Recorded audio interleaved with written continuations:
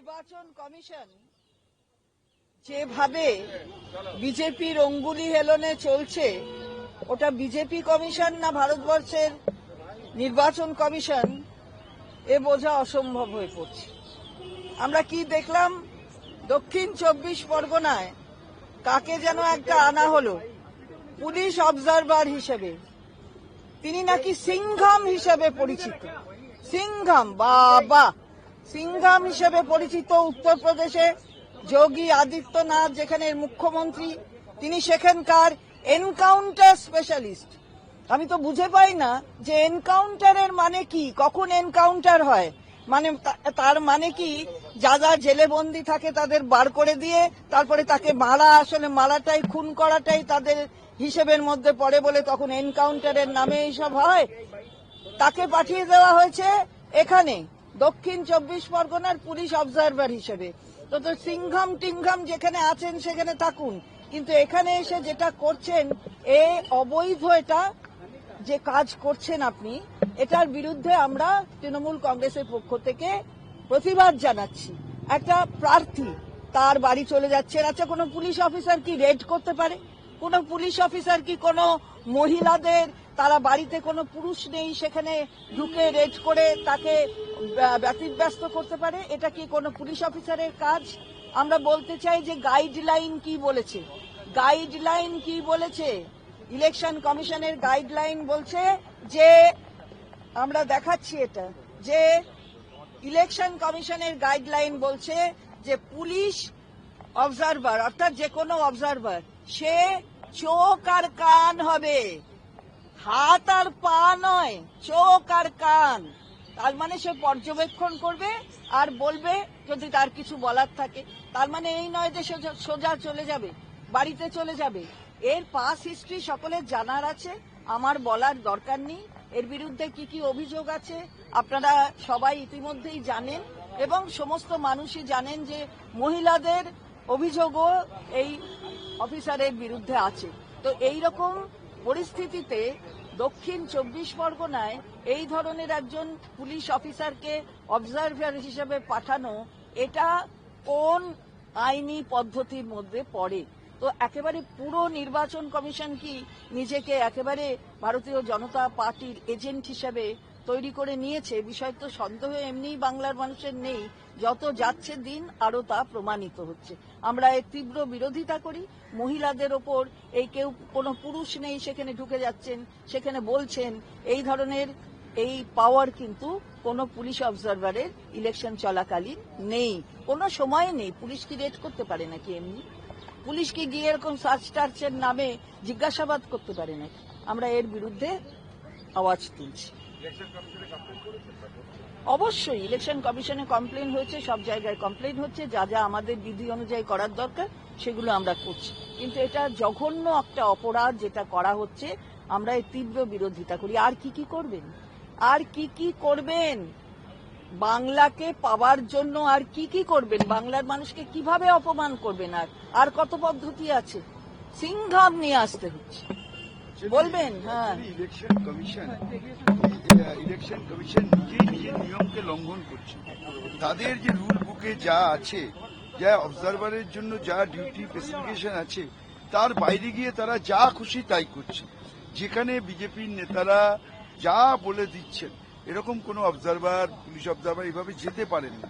এটা ইলেকশন কমিশনের যে নিয়ম তার পরিপন্থী।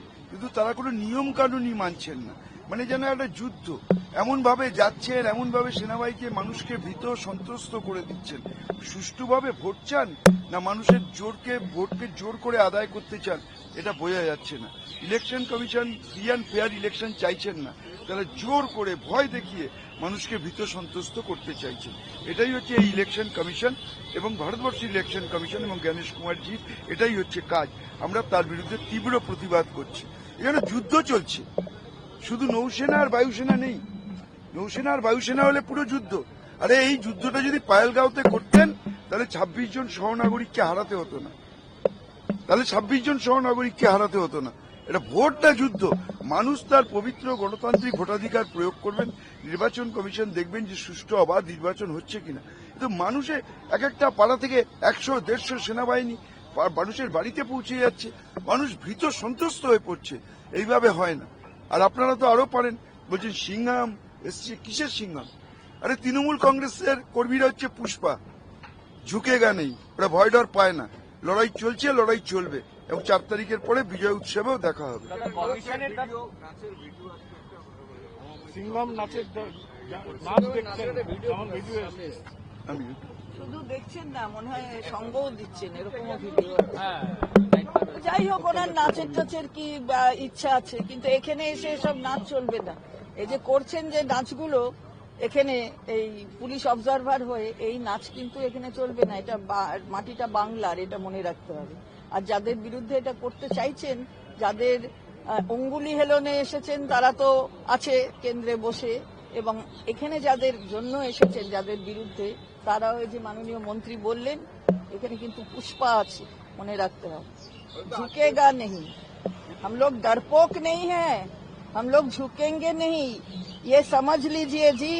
आप आए हैं तो आप आए हैं, सिंघम होके आए हैं तो रहिए जी, आप सिंघम होके रहिए, उत्तर प्रदेश में रहिए। बंगाल में आके अगर आएंगे और सिंघम वाला ये बात दिखाएंगे तो हम लोग है यहाँ पर पुष्पा जैसे, आपको बोल देंगे कि हम लोग झुकेंगे नहीं। कल देखा गया कि घर घर में जाके थ्रेटिंग भी कर रहे हैं। यही तो बोल रहे हैं हम लोग, यही तो हम लोग बोल रहे हैं कि आपको क्या ये क्या आपका पावर है कि आप घर घर में जाएंगे, थ्रेटन करेंगे लोग को? ये क्या बात है? ये क्या कॉन्स्टिट्यूशन ये बोल रहा है? क्या ये क्या गणतंत्र है? ये इसी के हिसाब से डेमोक्रेसी, आप जो है यहाँ पर, जो भी यहाँ पर चलते फिरते हैं, वो डेमोक्रेसी है, इसलिए यहाँ पर इस तरह से आप चल फिर रहे हैं। तो वो डेमोक्रेसी को आप एकदम उसको नालीफाई करके आप जो कर रहे हैं, ये बंगाल के जनता देख रहे हैं। एक दफा के चुनाव में उसका जवाब हो गया है, और कल जो दूसरा दफा का है, उसमें भी ये जवाब एकदम हम जो बंगाल की जनता है दे देगी। मैम, बीजेपी के जो तमाम नेता हैं वो इस आईपीएस ऑफिसर को एनकाउंटर स्पेशलिस्ट सिंघम भी कह रहे हैं, और तेवर की बड़ी तारीफ। नहीं, मैं बोल रही हूँ कि एनकाउंटर जो है, वो एनकाउंटर क्या होता है? सपोज किसी को पकड़ा है, समझिए को किसी को पकड़ा है कोई अपराध के लिए, उसको जेल में किया है या कहीं पर रखा है, लेकिन वो भाग जा रहा है, उसको नहीं पकड़ पा रहा है, तो वो गोली गाला देके वो भाग रहा है, तो वो चला रहा है गोली, उसको भी एनकाउंटर करने के लिए नियम है। लॉ बोलता है कि पहले वो पैर के वहां पर तुम एनकाउंटर का गोली चलाओ। तो ये एनकाउंटर वाला बात क्या है? कैसे बन रहा है इनका? किस है ये वोट हो रहा है? आदमी अपना, आपका जो सबसे सीक्रेट जो चीज है, वो वोट देंगे आदमी लोग, उसका जो पवित्र वोटाधिकार है वो प्रयोग करेंगे। इसमें एनकाउंटर का क्या प्रयोजन है? ये क्या उत्तर प्रदेश है? देखा जा रहा था कि कैंडिडेट के नाम भी लिया जा रहा था, जहांगीर का घर का। अरे सोचिए, कोई कैंडिडेट हुआ, उसके घर में क्यों जाएंगे? उसका पिताजी है, माताजी है, बुजुर्ग है, उसका वाइफ है, बच्चा है, उन लोगों को जाके डराना, ये क्या डेमोक्रेसी? ये क्या वोट? गणेश कुमार जी को हम लोग पूछने जा रहे हैं, कौन सा डेमोक्रेसी है, कौन सा वोट है, कौन सा कानून है? जहां हम खड़ा हुआ और हमारे घर में जाके हमारा मम्मी को, हमारा पिताजी को, हमारा बच्चा को, हमको बीवी को, सबको जाके डरा रहा है। ये क्या चीज है? अरे डराने से क्या होगा?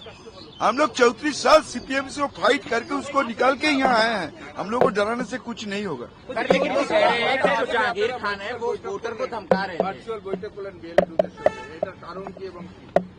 কারণ নেই, আমাদের কারণ হচ্ছে আমরা জানি প্রতি পদে পদে প্রতি মুহূর্তে কমিশন, তার সঙ্গে যুক্ত লোকেরা, বাইরে থেকে যারা এসছেন, যেন তেন প্রকারেণ একটি রাজনৈতিক দল বিজেপিকে জেতাবার চেষ্টা করছিল, এবং সেখানে যাতে কোনো ফাঁক ফোকর দিয়ে তারা কোনোভাবে আমাদের কোন রকম জায়গায় ক্ষতি করতে না পারেন, ভোটারকে প্রলুব্ধ করতে না পারেন, মেশিন ট্যাম্পারিং করতে না পারেন, ভোটদানে বিরত না করতে পারেন, সেটা নিয়েই আমরা আমাদের দলের লোকেদের সঙ্গে কথা বলি। ট্রাইব্যুনালে আটকে থাকা 1400 নাম রিটার্ন ফেরত এসেছে। এটাই তো বাংলার মানুষদের আর কিভাবে বঞ্চনা করবেন? এক তো আমাদের টাকা দিয়ে বঞ্চনা, এক আমাদের ভাষা নিয়ে বঞ্চনা, এক আমাদের মনীষীদের অপমান করে বঞ্চনা, এখন ভোটার লিস্ট থেকে এত মানুষের নামকে দিয়ে বঞ্চনা। যতই বঞ্চনা করুন, বাংলা চিরকাল পথ দেখিয়েছে, বাংলা স্বাধীনতা আন্দোলনে পথ দেখিয়েছে, বাংলার নবজাগরণের পথ দেখিয়েছে, আবার মমতা ব্যানার্জির নেতৃত্বে বাংলা ভারতবর্ষকে পথ দেখায়। তার মধ্যে সমস্ত বিধায়ক কাউন্সিলরদের নাম প্রকাশ করে বলছে যে এরা ভোট প্রভাবিত করতে পারে না, এটা কোর্ট, মানে আমার কাছে যতটুকু খবর কোর্ট খারিজ করে দিয়েছে, সুমোটো খারিজ করে দিয়েছে। বলেছিল যদি পরবর্তীতে প্রমাণ পায় তাদেরকে গ্রেফতার করতে আগে প্রমাণ করুক না, আরে করুক না, কত গ্রেপ্তার করবে? গ্রেপ্তার করলে ভোট শেষ হয়ে যাবে। যেখানে এক একটা কেন্দ্রে আমরা 50,000 1 লাখ ভোটে জিতবো, সেখানে কত লোককে অ্যারেস্ট করবে? সবাইকে অ্যারেস্ট করুক, তাও তৃণমূল কংগ্রেস 250-এর বেশি আসন পাবে। सर आपके कैंडिडेट पे वोटरों को धमकाने का आरोप लग रहा था, उसके बाद एक काम आज तक हुआ नहीं। आपके पास कोई प्रूफ है? उन लोग जो बोलेगा हम भी बड़ा अभी तो धमका रहा है किसी को, अभी तो धमका रहा है, तो इनका क्या प्रूफ, क्या है? एविडेंस चाहिए, तो एक एविडेंस दिखाइए। क्या इलेक्शन कमीशन को शिकायत कर दी? आप लोगों की तरफ से क्या एक्शन लिया जाएगा? हमारे तरफ से जो है, हम लोग इलेक्शन कमीशन को बोलने से क्या फायदा होगा, कुछ तो सुनने वाला नहीं है। हमारे तरफ से जो फॉर्मेलिटीज होता है हम लोग तो कर रही है, अभी नहीं, आज 3 महीने से कर रहा है, लेकिन उसका रिजल्ट तो नहीं। इतना लेटर लिखते हैं, हमारे यहाँ सेक्रेटरी लिखते हैं, हम लोग लिखते हैं, आज तो एक रिटर्न आज तक आया नहीं। तो इलेक्शन कमीशन एकदम बीजेपी का कमीशन बन गया, तो उसको करने दीजिए। हम लोग छोड़ दिया बंगाल के आदमी के ऊपर, उन लोग डिसीजन। গঙ্গা মিত্র ने एक वीडियो কল্যাণ বন্দ্যোপাধ্যায় করেছে, দুটোর সময় শুনেছি যে আদালত নির্দেশ দেওয়ার পরেও সেটা হচ্ছে ধরপাকড় চলছে। আমরা দেখুন, আমাদের কি করতে পারি, আমরা তো আইনে আদালতে যেতে পারি, কমিশনকে জানাতে পারি, শোনা বা না শোনা তাদের কাজ। আমরা তো ভেবেছিলাম যে কমিশন নিরপেক্ষভাবে ভোট করবেন, তারা তো নিরপেক্ষভাবে ভোট করছেন না।